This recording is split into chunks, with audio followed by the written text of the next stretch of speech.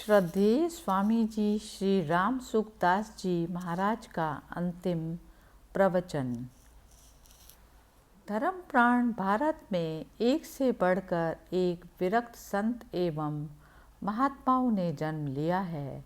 ऐसे ही संतों में शिरोमणि थे परम वीतरागी स्वामी राम सुखदास जी महाराज। स्वामी जी के जन्म आदि की ठीक तिथि एवं स्थान का प्रायः पता नहीं लगता, क्योंकि इस बारे में उन्होंने पूछने पर कभी कोई चर्चा की ही नहीं।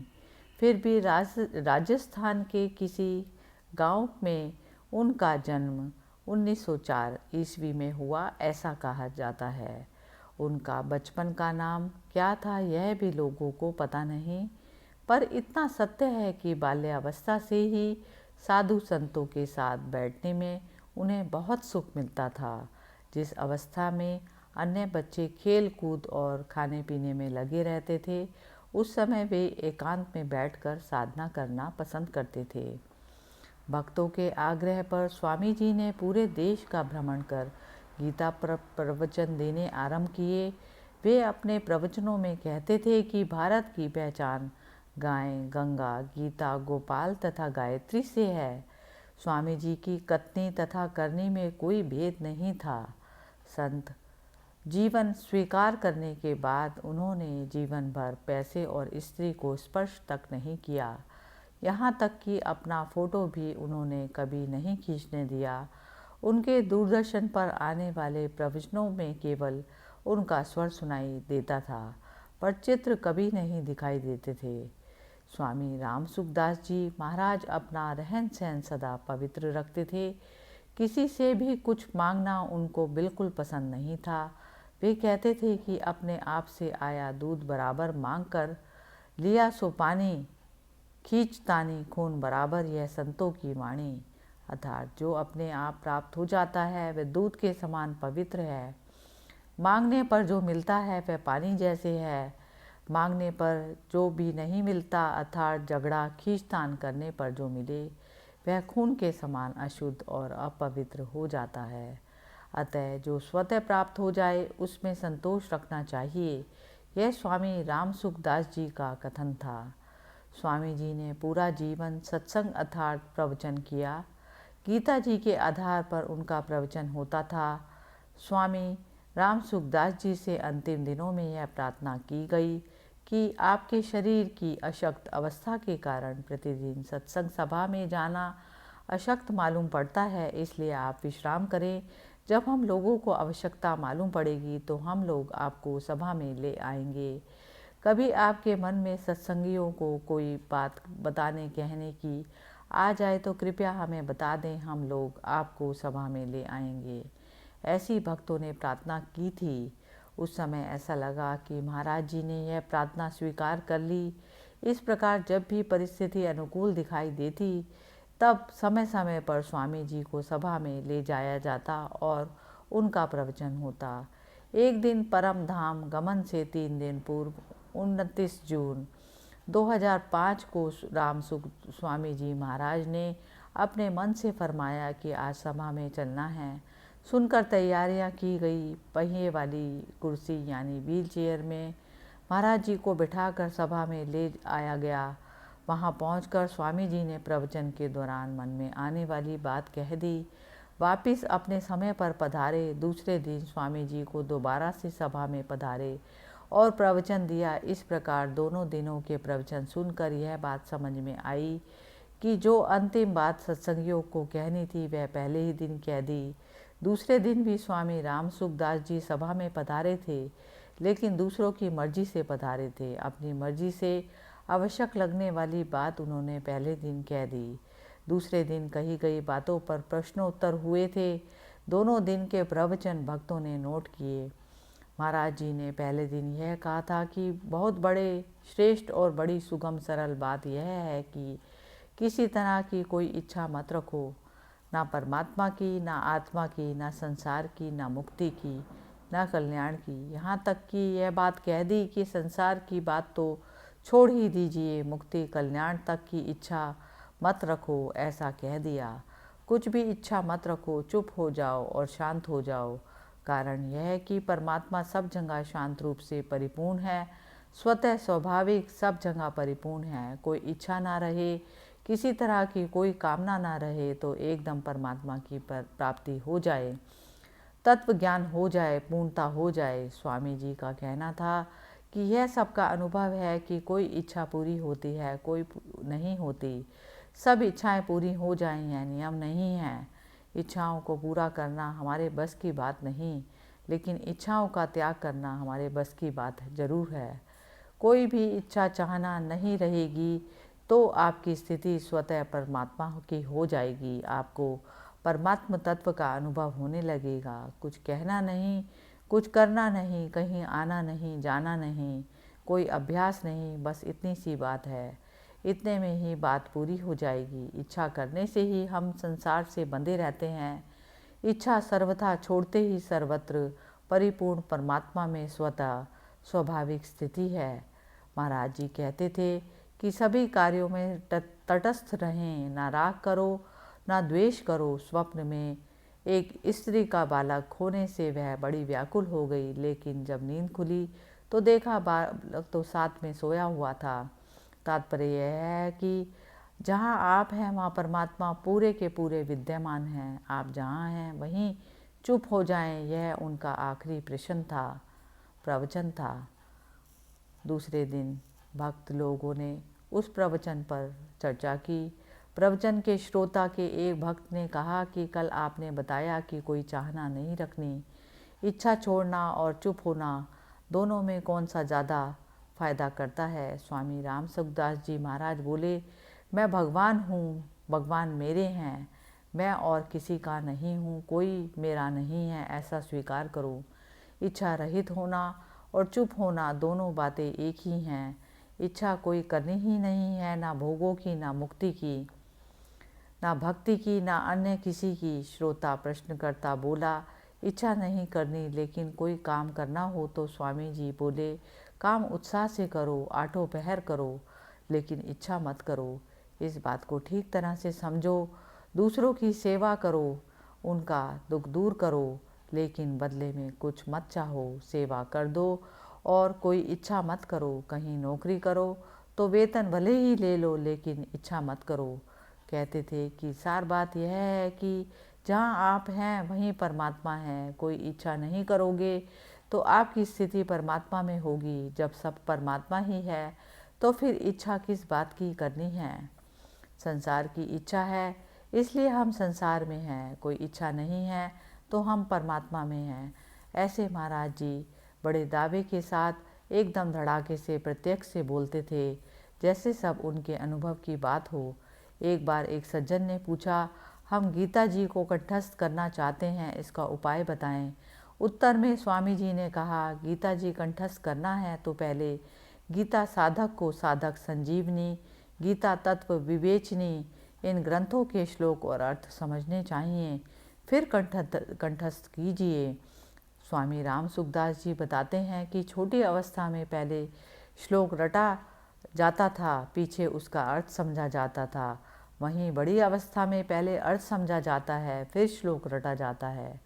जो श्लोक कंठस्थ हो चुके हैं उनकी आवृत्ति बिना देखे करते रहने चाहिए। स्वामी राम सुखदास जी महाराज मिति आषाढ़ कृष्ण 11 को रात्रि बिताकर दिनांक 3 जुलाई 2005 में प्रातः लगभग 3:40 पर परम धाम को सिधार गए। स्वामी जी त्याग एवं वैराग्य की प्रतिमूर्ति थे, परंतु वे अपनी प्रशंसा और बड़ाई के घोर विरोधी थे, अतः उनके संबंध में कुछ भी लिखना उचित नहीं है। परम धाम गमन से पूर्व मार्गशीर्ष शुक्ल एकादशी गीता जयंती को उन्होंने एक वसीयत लिखी थी, जो साधकों के लिए अनुकरणीय है। यहाँ प्रस्तुत है इस वसीयत के संपादित अंश।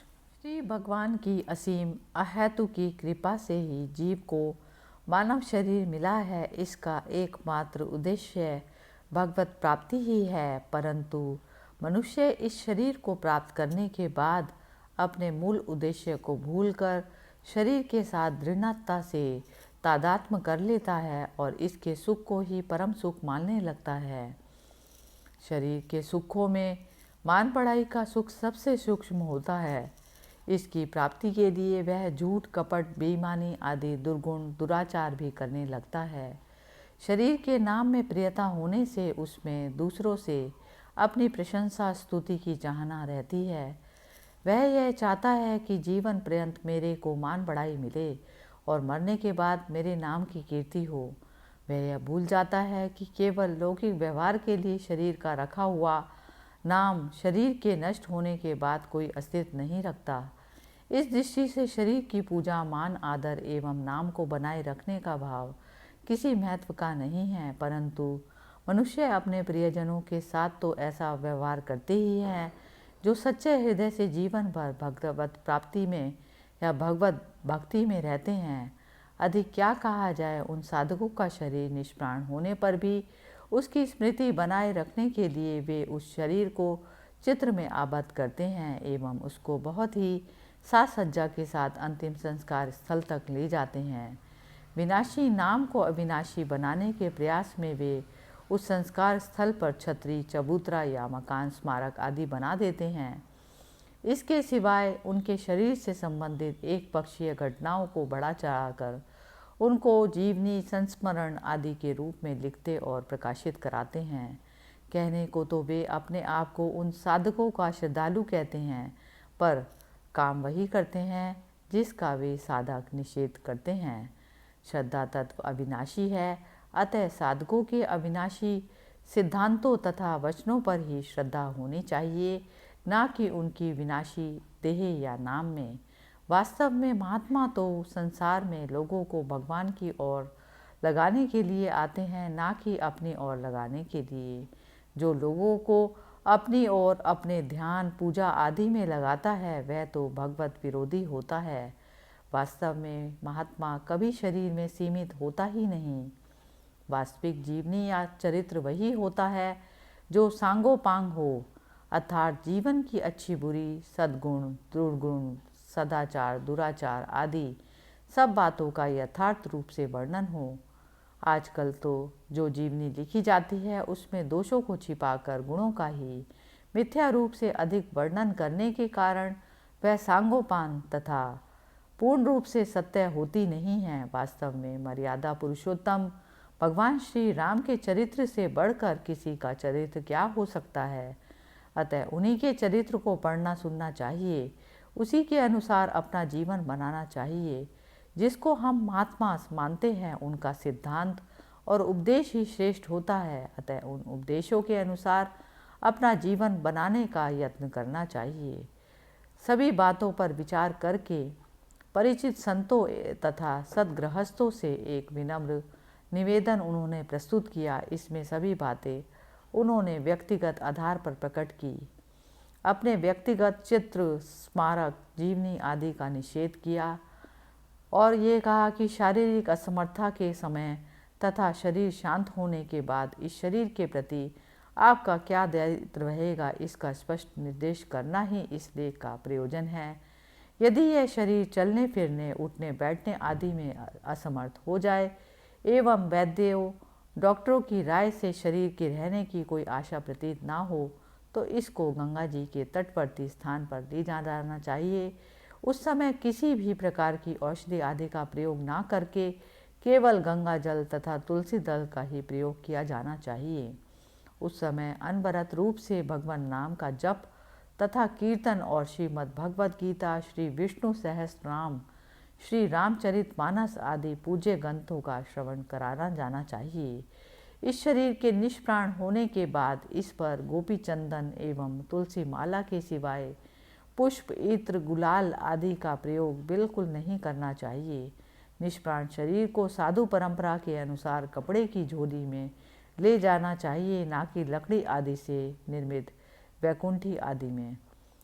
जिस प्रकार इस शरीर की जीवित अवस्था में चरण स्पर्श, दंडवत प्रणाम, परिक्रमा, माल्य अर्पण, अपने नाम की जय जयकार आदि का निषेध उन्होंने किया, उसी प्रकार इस शरीर के निष्प्राण होने के बाद भी चरण स्पर्श, दंडवत प्रणाम, परिक्रमा, माल्यार्पण, अपने नाम की जय जयकार आदि का निषेध समझना चाहिए। इस शरीर की जीवित अवस्था के, मृत्यु अवस्था के तथा अंतिम संस्कार आदि के चित्र फोटो लेने में वे सदा उन्होंने निषेध किया।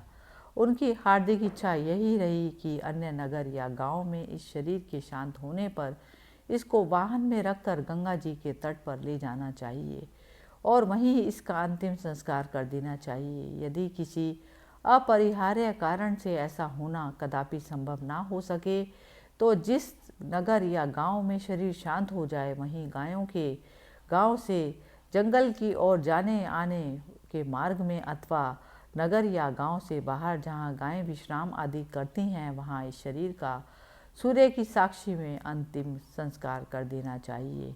इस शरीर के शांत होने पर किसी को प्रतीक्षा नहीं करनी चाहिए। अंतिम संस्कार पर्यंत केवल भजन कीर्तन, भगवान नाम जप आदि ही होने चाहिए और अत्यंत सादगी के साथ अंतिम संस्कार करना चाहिए।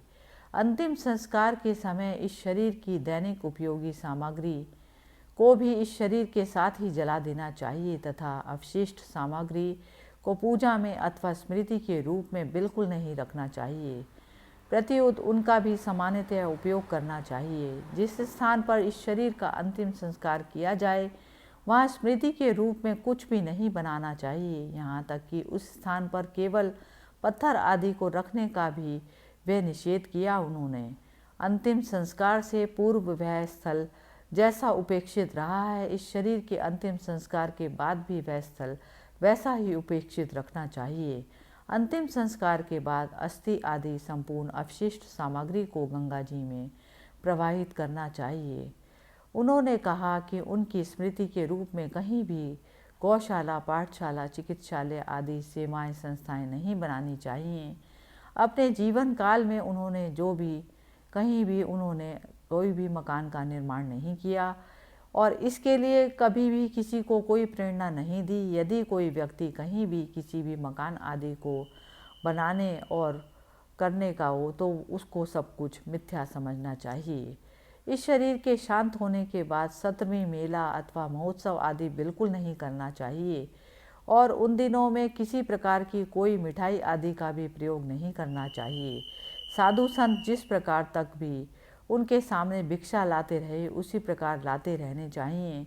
अगर संतों के लिए सद्गृहस्थ अपने आप भिक्षा लाते हैं तो उसी भिक्षा को स्वीकार करना चाहिए जिसमें कोई मीठी चीज़ ना हो। इस शरीर के शांत होने पर शोक अथवा शोक सभा नहीं बुलानी चाहिए। प्रत्युत 17 दिन तक सत्संग, भजन, कीर्तन, भगवान नाम, गीता पाठ, श्री रामचरितमानस, संत वाणी पाठ, भागवत पाठ आदि आध्यात्मिक कृत्य होते ही रहने चाहिए। सनातन हिंदू संस्कृति में इन दिनों के ये ही मुख्य कृत्य माने गए हैं। इस शरीर के शांत होने के बाद 17वीं आदि किसी भी अवसर पर यदि कोई सज्जन रुपया, पैसा, कपड़ा आदि भेंट करना चाहे तो नहीं लेना चाहिए, अर्थात किसी से भी किसी भी प्रकार की भेंट बिल्कुल भी नहीं लेनी चाहिए। जब 17वीं का भी निषेध है तो फिर बरसी आदि का भी निषेध समझना चाहिए। इस शरीर के शांत होने के बाद इस शरीर से संबंधित घटनाओं की जीवनी, स्मारिका, संस्मरण आदि किसी भी रूप में प्रकाशित नहीं करने चाहिए। अंत में उन्होंने कहा कि परिचित अपने सभी संतों एवं सद्गृहस्थों से विनम्र निवेदन उन्होंने किया कि जिन बातों का उन्होंने निषेध किया उनको किसी भी स्थिति में नहीं करना चाहिए। इस शरीर के शांत होने पर इन निर्देशों के विपरीत आचरण करके तथा किसी प्रकार का विवाद, विरोध, मतभेद, झगड़ा, वितंडावाद आदि अवांछनीय स्थिति उत्पन्न करके अपने को अपराध एवं पाप का भागी वह नहीं बनाना चाहते थे। प्रत्युत अत्यंत धैर्य, प्रेम, सरलता एवं पारस्परिक विश्वास, निश्चल व्यवहार के साथ उन्होंने इस प्रकार के निर्देशक का पालन करने के लिए कहा। जब और जहाँ भी ऐसा संयोग हो इस शरीर के संबंध में दिए गए निर्देशकों का पालन वहाँ उपस्थित प्रत्येक संबंधित व्यक्ति को करना चाहिए। यही राम सुखदास जी के अंतिम वचन उन्होंने सबको कहे।